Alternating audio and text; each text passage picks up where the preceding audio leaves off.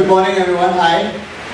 Hi. It's a great thing that, being in Bangalore, we have this, and this happened with Centerstage when I initially started it 4 years ago. I just started it because I just got back from my Bollywood experience working with Ashutosh Gowalikar, and I worked with him on 2 flop films. After Lagan, he made a movie called What's Your Rashi? Anyone's heard of it? Oh, I'm amazed that you have. It's great. And I'm not judging you in any way. And then after that, he made another film called Jatin Sait. Anyone's heard of that? Abhishek Bachchan and Deepika? You guys have heard of it? You should hide your face, maybe not. And I was the first assistant director on Jatin Sait, and I learned a lot from Mr. Gowalikar. I learned respect. I learned many things, and I also learned how to work on the Indian film set, because I finished my masters from NYU. I did my film masters from there, and I'm giving you guys a very little bit of maybe, and this is again in no way I'm bragging about what I've done. It's just so that this creative morning can be more interactive, because I know here that there might be people who are interested in a certain expertise or a certain core competence, and I would love to engage myself in understanding how I can help, because I recently read something, I saw a beautiful video and I want to just divert to that, was something about sharing ideas or spraying ideas, no pun intended. So in that context, I want to just say that when I came back from the US and I started working in the Bollywood film industry, there were many new do's and don'ts. And especially after working with Mr. Gowalikar for 1.5 years and I got back to Bangalore, I realized that there was no real pot for talent. I don't know why I'm using words like pot and spray early in the morning, but I'm saying melting pot in terms of creative. Yeah. So that's when Centerstage came into existence, and I started the whole idea of Centerstage. It's been 4.5 years now. It just started off with a very basic acting workshop. Because when I was in New York, I went to a lot of different schools of thoughts. Sanford, Meisner, Lee Strasberg, and everyone there was, the acting teachers, they weren't telling a particular student that this is how you're supposed to do it. This is acting, this is how it's supposed to be in front of a camera, or this is how you approach stage, or this is how you approach improvisation. They were giving actors like a buffet, and they were giving them a buffet and saying, you know what, what's your name, sir? What's your name? Said. So they'll say, Said, maybe this will work for you. What's your name, man?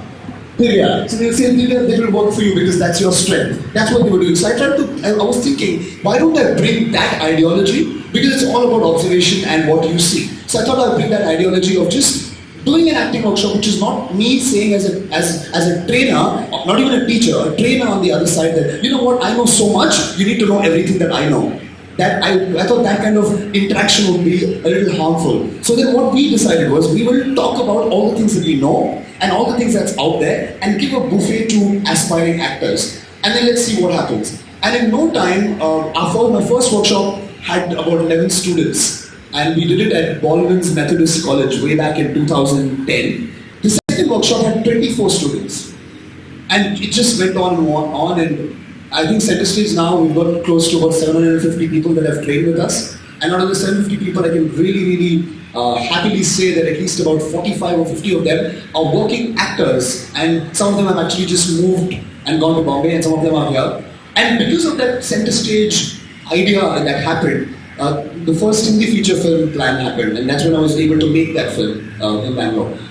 That took about 2 years, and it had, when I went to distributors in Bombay, with the movie, it was 90 minutes, and I'm not quoting anybody, but this is what they said. You have ugly people in the film, you don't have an item number, you don't have a song that you can make an item number out of. How do you think this is going to get released? Literally.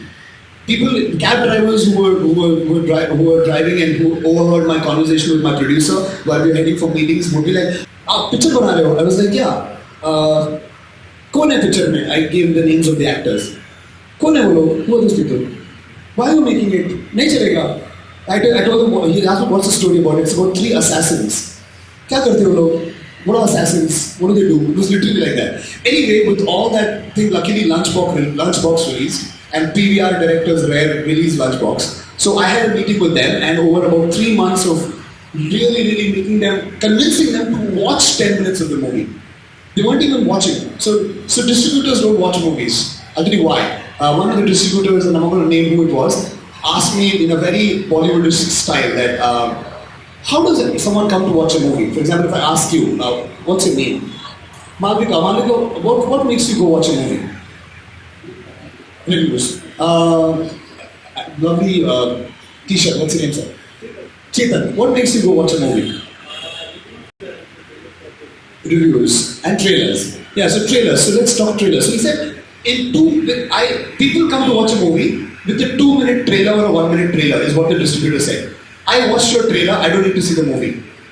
Because what applies to the audience applies to me as well. If a trailer excites me and if I see that there is something in the trailer, I don't want to watch the movie. So believe you me, the distributors, the 2 marketing guys got into the screening of my movie Station, which was in 2013, late 2013. They got out in 3 minutes.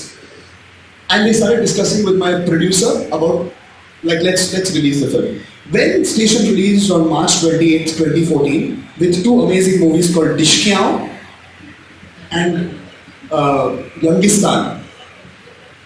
I'm being a little bit of an asshole, but when it released with these 2 movies, Station got reviewed in Bangalore Times.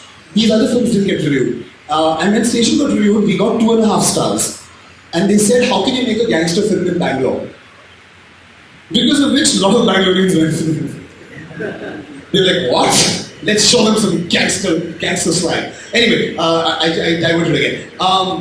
When the distributors came out and they started planning the film release, we didn't have any budget for putting trailers on television. Because when you put a trailer spot on colors, you need to pay a lot of money. I don't really know that. So if you have for example, Kapil Sharma, in between Kapil Sharma's show, if you have to get a trailer or a 30-second trailer or a teaser, you have to pay colors a certain amount of money because that also goes into Kapil Sharma's kitty. So something we're talking about 8 to 10 lakhs for a 30 second, that's a minimum. If the film is new and if the people on the other side think that the makers have the money, it's a lot more than. Alright? So somehow with all the great Bangalore energy, we went to every college and I pretty much did the same thing that I'm doing now. Went to colleges, did interactive sessions, showed the trailer, showed snippets of the movie, talked to people.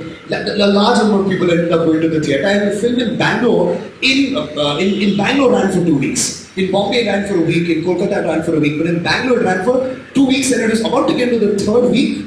And that's when the distributors said that, when your film released with Yangistan and Dishkyao, there were 188 films in the can at that day that could have gotten a release. You can just look at the statistics, it's insane. So I'm here because I think I'm incalculably lucky. It has nothing to do with my talent.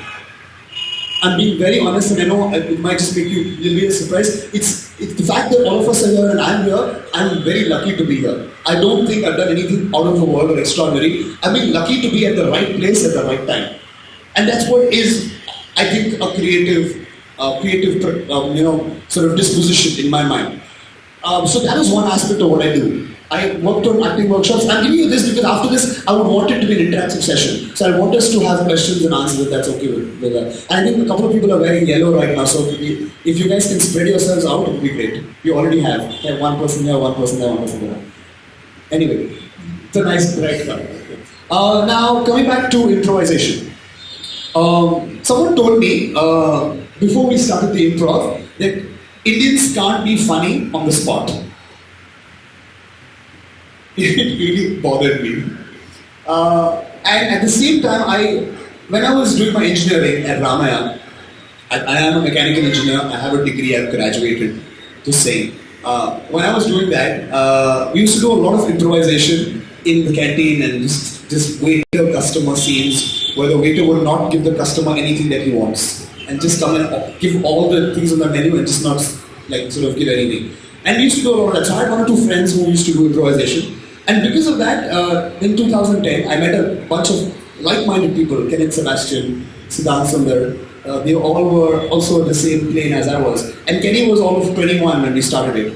And Kenny, myself, Said, we were jamming. And that's when we said, you know what, we're sitting at Allianz and we're like, let's do improvisation. Let's just book a date at Allianz and let's just do it. What do we call it? So I said, the something. And Kenny said improv. So yeah, the improv. That's it. Sid was there, he said the improv, and we were done. So we just got about 6-7 people, went on stage. Nobody knew what it was 4 years ago. I mean, there were people who knew. I'm sure most of you have watched Whose Line Is It Anyway? Yeah? A lot of people, I was a big follower of that. And the moment that happened, we just went for the show and it was packed. And we were so surprised because we were just literally having fun on stage. We were not doing any of we were just having fun. It was like mother catches son masturbating. Is a situation we got from the audience. That was the first situation we got. Imagine. We were starting off, we saying that guys, give us any situation that is awkward. That was, as a host, I went to the audience and said, give me an awkward situation. And lady who was in her 30s, late 30s, said like, I want to see a mother catching her son masturbating. And I was like, wow. How's it going for you? Anyway, and then the journey started there, and it's been the most exciting 4 years for all of us because we just recently went to Sweden and we were the only Indian team that got selected there. It was amazing because when we were talking to the other improvisers from UK, Argentina, Spain, US, the interaction was so amazing because they were asking us, how do you guys do that scene? And we were just like, okay, we followed these rules. There are rules to improvisation, obviously, but they're not set rules because improv is about agreement. If I say, if I ask you, hey buddy, would you like to have a cup of coffee with me? And as a friend, what would you say? So when you say yeah, that's it. The scene starts. If he says no, then I have to ask someone else. You see what I'm saying? That's where. So the only rule of improvisation is be in agreement with your co-actor. And that is what we've been doing for the last 4 years. Because in improv now, there's a lot of people are wanting to join the improv because, oh, we want to get famous now because they already have a fan following. Let's go, let's just be funny, let's just crack amazing stand-up jokes and we'll be out of it. But improvisation is about acting. Because improvisation is a technique that actors use to be spontaneous with each other. And this is something that I learned when I was in the US. And it was amazing that in the last 4 years, every actor that's come and become a part of the improv, we've all learned something from each other because it's to do on-the-spot comedy. And to be also expressive is really, really something. And it's, when I as a host watch the actors when we're rehearsing, I'm literally, intellectually getting orgasms all the time. Because it's something amazing. It's crazy to see that kind of energy and that kind of interactivity and speed in terms of being funny and humorous. So the improv is that one aspect. I've also been directing a bunch of ad films recently, so I've become a client bitch for a bit, which I think, here's not any filmmakers here, I'm sure there are a couple of filmmakers. So have you guys worked with clients and agencies? So you know how it is, right? This is a script which is very bad, and they give it to you as a filmmaker, and the agency has written it, and the agency has somehow convinced the client that it's the best script in the world. I don't know how that happens. And they've convinced the client, and the client comes to you and says, okay, now please direct this, and make sure that the vision of the agency doesn't get diluted in the process. So what I've learned in the last 2 years with ad films is, do it for the money. But at the same time, all the creativity that you put into it, at some point there will be a time where you will get that one agency copy, which is like an ad for IDBI banks. You see those IDBI banks with the two cute kids? Ye mera friend hai. You've seen that ad? It's so well written, right? It's just one shot, two friends, and she's saying that, you know, ye pata tha, wo cover kara tha. That's it. And then you're like, wow, what an ad. So that is, so in the realm of the questions that I'm expecting to hear from you, and I think a lot more insider information will come out, as Karishma rightly said, workshops, which is what I started off. And I love teaching. I love talking to people about what I know, which is amazing because I feel that. I think it's a surge, it's a need, I feel. That's one. Second is films. I watch a lot of international cinema. I watch a film every day, one film every day, however busy I am, because that's how much I love knowing what's out there. Because every time I see a great film, I hate myself and I can't sleep. Like I watched this movie called Room. Have you seen Room? Thank you for watching it.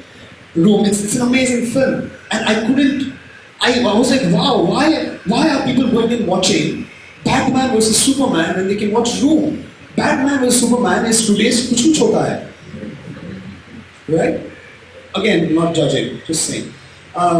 So films, because but before I went to the US, by the way, I was 22 and I went there, and all I watched at that point of time were Hindi cinema, Tamil films, Malayalam films. I had not watched Godfather. I'm not kidding you, I had not watched Godfather, I had not watched Star Wars. It was alien to me. So when I went and sat with 21 other people from different countries, I was the only Indian guy with longer hair and a very bad Manoj Shaman lookalike. I was sitting there and they started talking, and the first film that my screenwriting teacher showed us was Before Sunrise. Have you seen Before Sunrise? Thank you. Those who haven't, please watch it, Before Sunrise. It's an amazing film. Even if you're not a filmmaker, please watch it. And I was like, what? I used to love Hero Number One. What happened to me? Coolie Number One also is one of my favorite films, just say. And I watched that and I was like, what a different dynamic shift, right? So films, improv. Because I think I love interacting with people. I used to be really mean earlier, 2 years ago. And I used to be a really mean host and I used to fuck with the audience a lot. I can use that word, right? Yeah, thanks. You can just leave that out. We say flush every time I want to say that. And I started, after a couple of shows, in the second year, an audience member came up to me and she had grey hair and she was like, I looked at her and it was like, Mom, that was the image in my head. And she came up to me and she said, it was a very good show, I really liked it, the energy was great. Can I tell you something? Can I talk to you for 2 minutes? I said, yeah, of course. So she took me to the side and she said, there's one thing is to be rude. And the other thing is to be rude and not be liked. You can be rude, but don't be rude and not be liked. It really stuck with me. And I think it was amazing for a person to come and share a nugget with me of something that will help me, which I find it fascinating. You know, I put my team in front of me, and every time I would be the host and watch my actors rehearse, I told my actors to watch me host a show and tell me where I'm being unnecessarily obtuse, or I'm trying to say something that I'm trying to take a person's statement and just for the heck of it, do something to that person or say something which will just not go anywhere. I'd rather take someone's comedy and actually maybe appreciate that person's being funny. And that has kind of really changed over the last 1.5 years in improv, because when I'm hosting a show now, it's really about interacting with people and I know a lot of people, whenever a person with a mic comes forward, you obviously tend to go back like that. And that's okay, I understand, that just so happened to me. And when I was growing up, I was bullied in school. I was really bullied badly in school. And it really affected me. And there was one point where I shut myself off the bullying and I went away. And I used to also have this problem where I had a little bit of a stammering problem whenever I would speak in debates. And I started doing more debates and really falling flat in my first PUC. That really helped me, because someone told me at that point of time, if this is happening to you, just go all out. And I went all out. I started doing theatre, even though I had a problem. I started doing theatre. And it was great, because there were people who would come to me in the green room and advise me and tell me, not everyone is anti-something. There are a lot of people who are pro things as well. And that pro things really helped me. So, improv. And finally, something that I'm also doing is, I really want to work on the landscape of Bangalore as much as I can in my own way, in terms of not letting people who are talented leave Bangalore to go to Bombay or Delhi or wherever. Because Bangalore we've got too many people that need creative catering. We need creative catering, and there's so much happening in Bangalore. Like I just recently moved to Bombay for 6 months to set up a film school. But I knew it was my contract, it was a consultancy thing. I did it and I finished and I came back because I love the city so much. Obviously the weather is kind of getting to me right now, but we'll figure that out. That's why we had that beautiful background there with greenery on the wall. Okay, alright guys, so that's it. I think this is pretty much who I am, and I would love to make this an interactive session. So anyone wants to start off with a question, that'd be great. Production design, set design in a film. It's one of the most integral aspects of being a director is to sit with your heads of departments. before a particular shoot in pre-production, when you're planning the film. So for example, the main people that I have to work with, or any filmmaker, is once the writing part is over, once your screenwriting team, the writing team is done, then you move immediately to your cinematographer, because that person is giving visuals to your work, your art director or your production designer, yeah, and the second, your makeup, third, makeup and hair, fourth is stylist. So these are your four, and your final thumb in my mind is obviously your writing, your screenwriting. So production design, if suppose you are approaching production design, I think you have to look at Wes Anderson's work.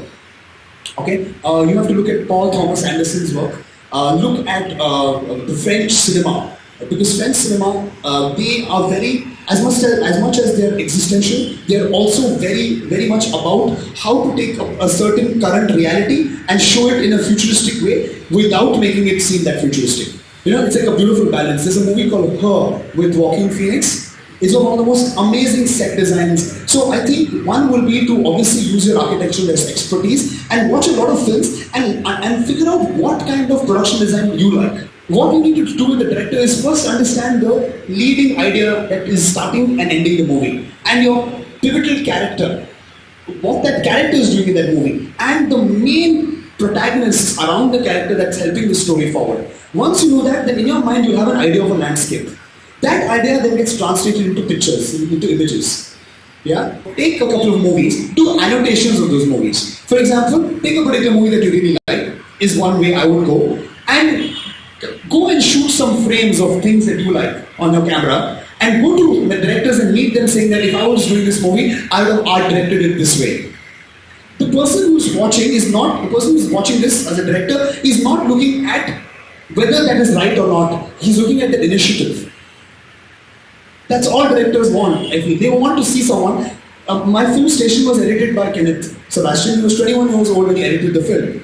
And he's a brilliant editor because he gave me a non-linear edit to my film, which was linear, and I had gone to 2 editors beforehand. It has nothing to do with age. It has everything to do with you coming and saying, I want to do this. Why would people not go to Bombay?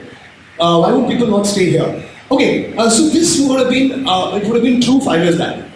Look at everyone who's been successful from Bangalore today. In terms of going to Bombay and making it. Kanan, Kenny, Sumukhi. But I feel that the fact of going away, it's not that more talent is not going to come. But the city has a lot. There are so many people who go watch. Our improvisation show that we did on a Tuesday night at Chowdaya, which is 1,000-seater, was packed and 600 people went without tickets.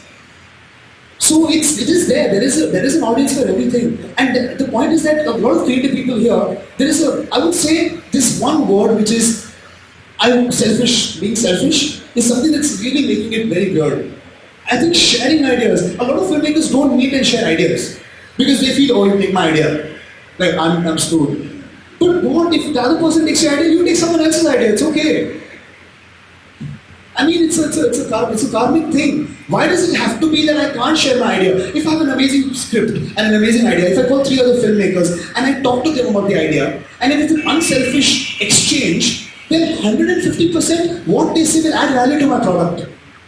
Does it make sense? So we can still be here and do something. The only way is that the avenues are there today. So Adib asked me whether when a client comes with a preconceived notion, and if you're not an agency representative or an agency is creative, how do you make sure that you are taking what they want and delivering on that? Okay, so my response to that is, whenever I meet a client or an agency, or say for example I meet an agency person, I really don't get into the creatives these days, because I feel that my job, they've called me for a specific job. They want me to visually direct this and give me an end product. If the agency team is friendly with me and they want my suggestions on the creative, of course I'll give them. But if they come to me with a bound script and say, Saad, this is an execution project, I take it up as an execution. That's what I do. But having said that, I want to add something. 1 year ago, all the digital films that come online, they had some story to tell. Right? The hashtags, everything that they were doing were very ingenious, were very interesting, people were sharing. I'm talking about 1 year ago. Now when you see a digital brand film, very few people sharing everything, because it's not about the story anymore. It's about let's put the right keywords so people will watch. So for me now, when I talk to an agency, I ask them a question. I said, you've written the script, what is the end purpose of this? What are you trying to achieve out of it? They be like, it's a functional film, Saad. Don't put your mind together. It's a functional film. I want to show service. That's it. I'll show service then. They say, no, it's a functional film, Saad, but it's very drab. I want to do something about it. So then I'm like, okay, let's sit, let's brainstorm. But I personally feel that in every agency, like for example, you're creative, right? You will have that one eureka moment that will be fantastic, and you shouldn't rush it. And if it's already happened, then I congratulate you. Krishna. So Krishna, I'm going to first answer the question about the movies that I'm comparing. So I'm not saying I don't like Batman vs Superman. I'm not saying that I don't like Bagi. I'm saying that every film has an audience.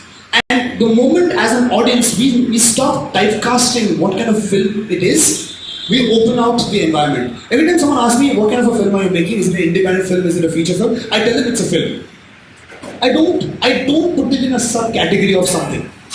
That is one part of it. The other part of it, whether you think that it will become more mainstream, the independent films that we're doing, like more films like Gangs of Wasseypur, more films like Titi, the Kannada film that's releasing, will they get more mainstream? I feel that we are already conditioned to a certain kind of films, which is very okay, by the way, because if you remove song and dance from our Bollywood films and from our films, I think we're going to lose a lot of soul. We will, because that's what it is. Having said that, the audiences that are watching independent films are watching it because they want to be creatively enthused. So Whiplash was a very good example because the writer and the director both got credit for it.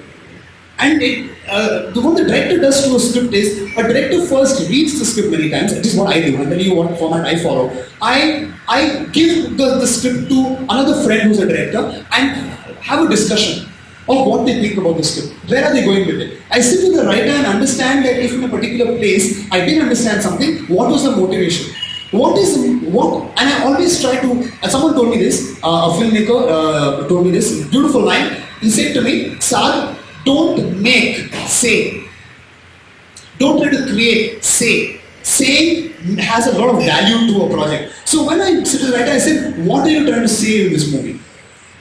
Right? So the film that I'm doing, the Hollywood film, is called Love and She. So when I started the writers, I asked them, it was there's an American writer and an African-American writer, they both wrote the script. I said, what is this movie saying?